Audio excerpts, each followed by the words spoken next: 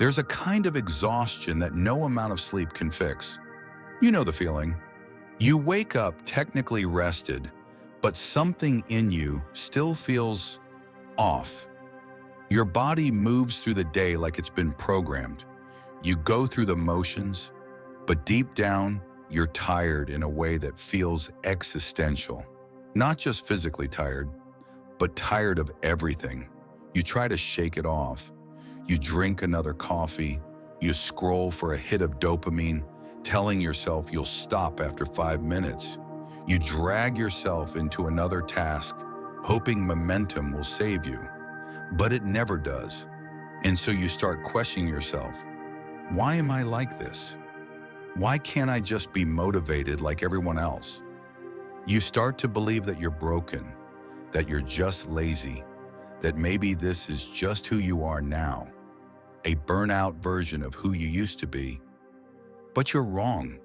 What you're feeling isn't laziness. It's not a lack of motivation. It's energy debt.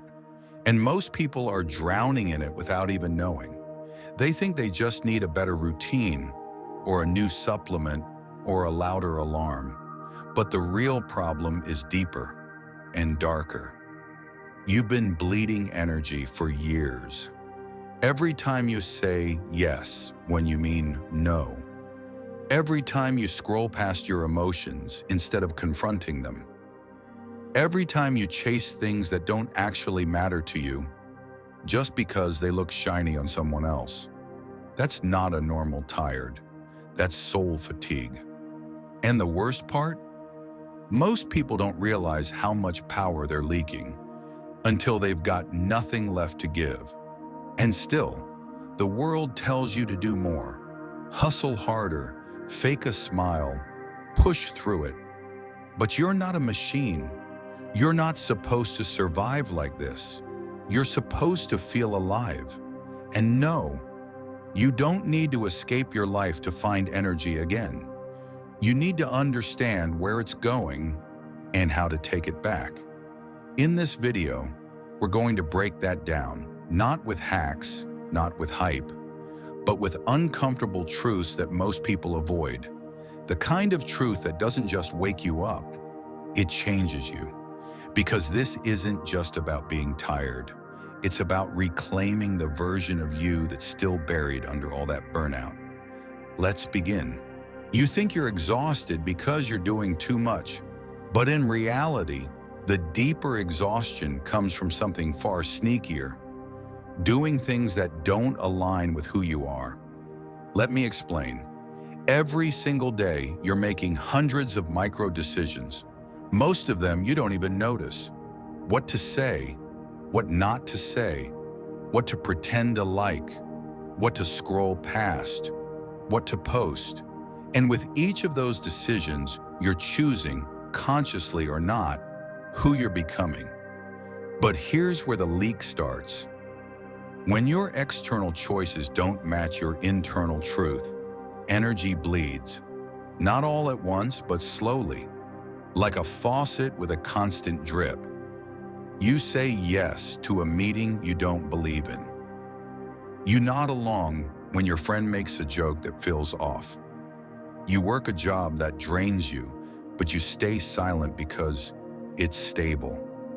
And bit by bit, you betray yourself in the name of fitting in, staying safe, or being polite. This self-betrayal is subtle. It doesn't scream. It whispers and it wears you down. Most people never connect this inner misalignment to their outer exhaustion. They think energy is just about rest, calories, and hours of sleep. But energy is integrity. And when who you are on the inside doesn't match how you show up on the outside, your system fights itself. That tension creates friction. That friction burns energy. And that's what leaves you empty, even if you've technically done nothing. It's why a fake conversation with a coworker can feel more draining than an intense workout. Why a weekend spent pretending to be okay can feel more exhausting than a full week of work, because faking takes fuel, and eventually you run out.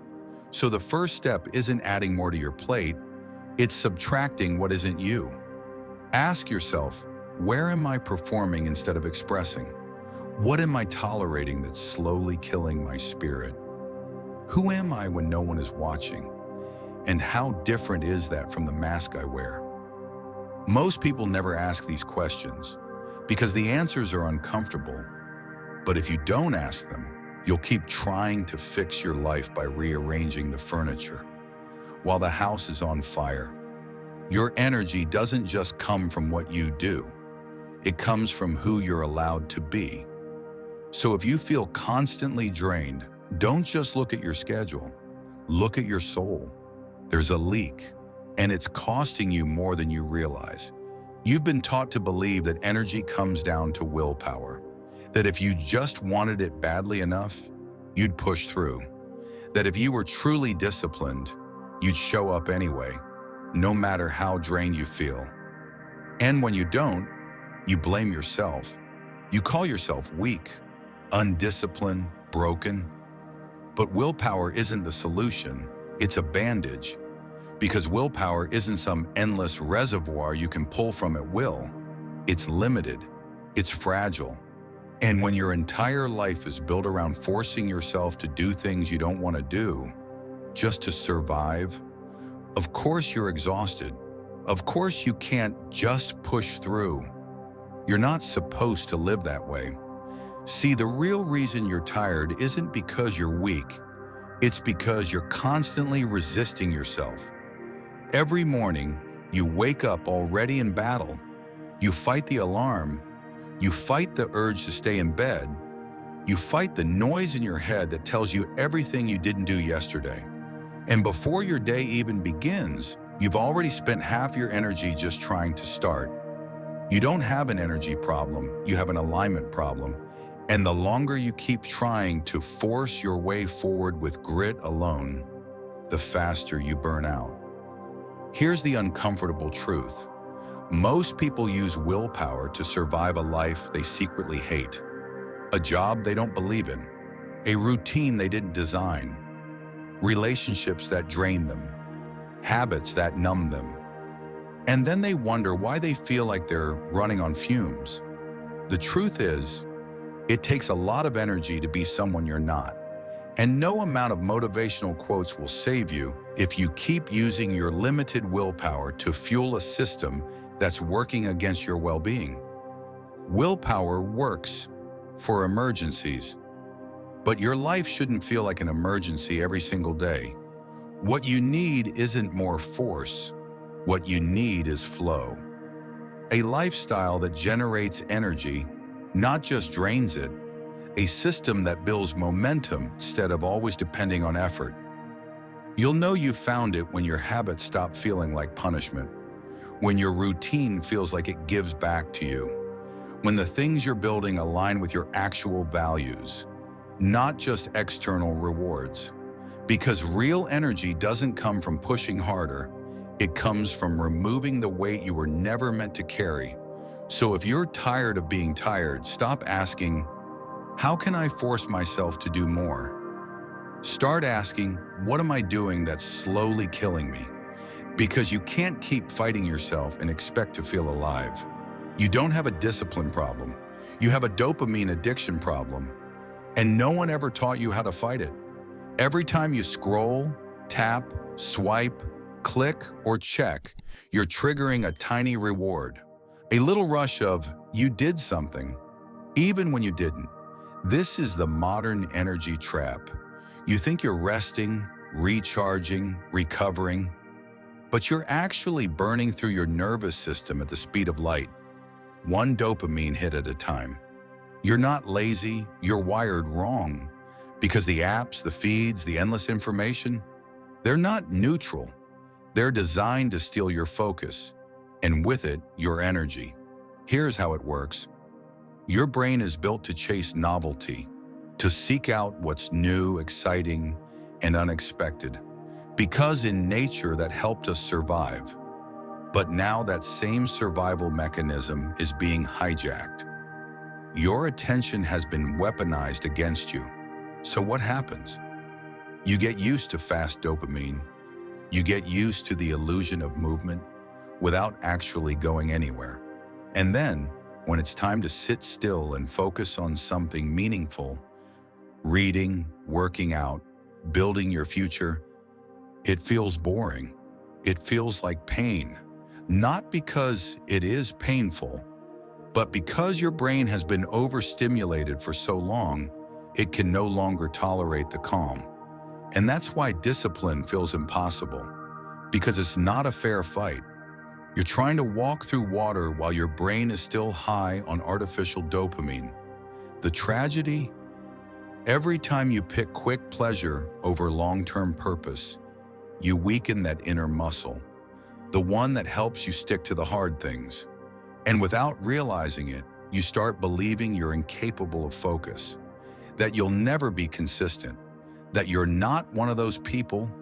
But the truth is, your brain's been hijacked, and it's not your fault, but it is your responsibility to fix. So how do you fix it? Not by deleting everything, not by going off grid, but by retraining your reward system. Start choosing small wins that actually matter. A workout, a full page of reading, a real conversation without your phone. At first, they'll feel dry, dull, empty, because your nervous system is still detoxing from the noise. But stay with it, because every time you choose long-term fulfillment over short-term dopamine, you shift the balance. You strengthen your ability to generate energy, not just chase it. And eventually, your system recalibrates. Discipline stops feeling like war and starts feeling like peace, not because it's easier, but because you've remembered who's in control. Let's get brutally honest. You want more energy? You have to stop guessing where it went and start tracking it, because chances are you're not just tired, you're leaking. And most of that leak is invisible because it's happening in places you've never thought to look. This is where you need to do what almost no one ever does: an energy audit. Not a time audit, not a to-do list, an energy audit. Ask yourself, what are the things, people, places, and habits that give you energy? And which ones silently take it away? Here's the uncomfortable part. It's usually not the big events draining you.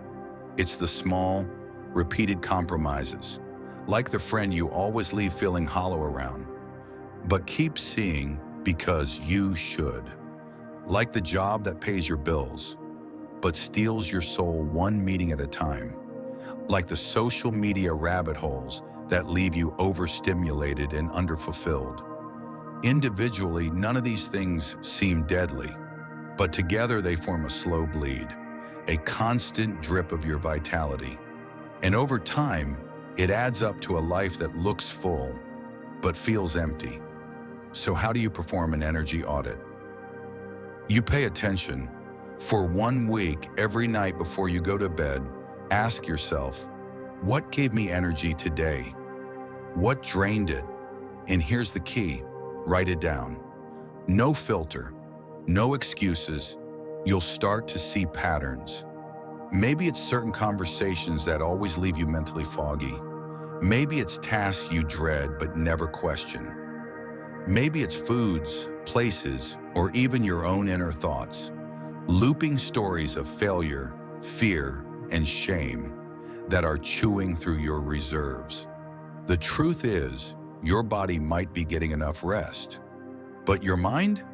It's on call 24/7, constantly monitoring, analyzing, bracing for the next thing, and your nervous system is paying the price. So what do you do with this audit? You make decisions. You cut what needs to be cut. You minimize what needs boundaries. You amplify what nourishes you, even if it looks unproductive to the outside world.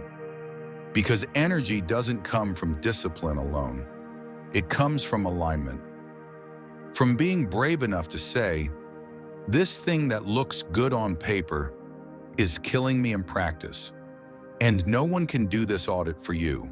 Not your parents, not your friends, not your favorite influencer. Because only you know what it feels like to live in your skin, and only you can decide what's worth your limited fuel. Here's the truth most people avoid. If you don't protect your energy, the world will spend it for you, and the bill will always come due. Most people wait for their lives to change before they feel better. But the truth is, your energy doesn't shift because of one big moment. It shifts because of small, repeated ones. Rituals of power that slowly rewire your relationship with yourself. You don't need a total life overhaul to get your energy back. You need a handful of moments in your day where you are fully in control. Moments where you decide how to show up. Not your phone, not your habits, not your past. These are what I call rituals of power. And they don't need to be complicated. They just need to be intentional. For example, the 5 minutes after you wake up, do you grab your phone and plug into someone else's world? Or do you breathe, stretch, say something kind to yourself before the noise comes in? The way you move your body, not for appearance, not for punishment, but for presence. A walk without music, just to feel yourself alive in space. How you eat. Not what you eat, but how. Do you rush, scroll, stuff it down? Or do you sit, chew slowly, and actually experience the act of nourishing yourself? The way you transition between things. Do you carry the stress from one task into the next? Or do you give yourself a pause, one breath, one reset, to let go and begin again? These moments seem small, but over time, they tell your nervous system a very powerful story. I am safe. I am in control. I get to choose. And when your body believes that, really believes it, your energy starts returning because you're no longer bracing for life. You're building it. The truth is, most people live in reaction mode. They wake up and instantly start responding to emails, to expectations, to chaos. But you weren't designed to be a slave to the day. You were meant to lead it, and that doesn't take hours. It takes 5 minutes of sovereignty, repeated, protected, honored. You anchor yourself in a single powerful habit, and that habit becomes a signal. Today, I'm not giving it all away. You brush your teeth with intention. You close your laptop with a breath of closure. You light a candle before journaling. You reclaim these tiny doorways of time, and in doing so, you begin to reclaim yourself. Because energy isn't just about what you do. It's about the story you tell yourself in the doing. And ritual, however small, are how you write that story, one line at a time. You watch what you eat. You care about what you put into your body. But when was the last time you cared about what you're feeding your mind? Because just like junk food makes you bloated and sluggish, mental junk makes you exhausted in ways you can't even see. You consume more content in a single day than your ancestors did in a lifetime. Posts, videos, headlines, reels, notifications, opinions, outrage. Every minute your brain is chewing on something, whether you meant to feed it or not. And here's what no one tells you. Everything you consume has a cost, even if it's just for fun, even if you think it doesn't affect you. The accounts you follow, the shows you binge, the conversations you repeat in your head. Each one becomes a thread in your mental fabric, and soon you're walking around wearing someone else's thoughts, wondering why you feel disconnected from yourself. If you're constantly watching people who seem more successful, more beautiful, more disciplined, how do you think your nervous system feels? It doesn't matter if you know it's just a highlight reel. Your subconscious is still absorbing it, still comparing, still whispering. You're behind, you're not enough, you'll never catch up. And you wonder why you feel tired all the time? You're trying to live your life while carrying the emotional weight of hundreds of others. That's not inspiration. That's information overload. And it's killing your focus, your peace, your joy.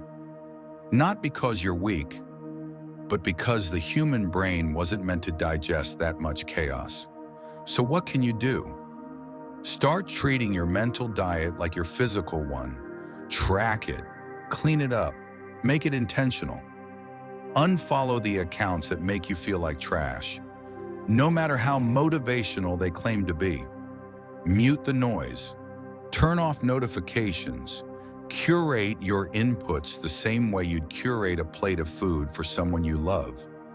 Because your mind is listening, and it's building your reality based on the ingredients you give it. If you're always tired, check what you've been consuming. What have you been watching, listening to, believing? Not just today, but every day for months. Energy isn't just burned through doing. It's burned through processing, through overthinking, overexposure, overstimulation. The less noise in your head, the more space you have for clarity. And clarity is fuel. So if you want more energy, feed your mind like your future depends on it, because it does. You don't need to disappear for 6 months to change your life.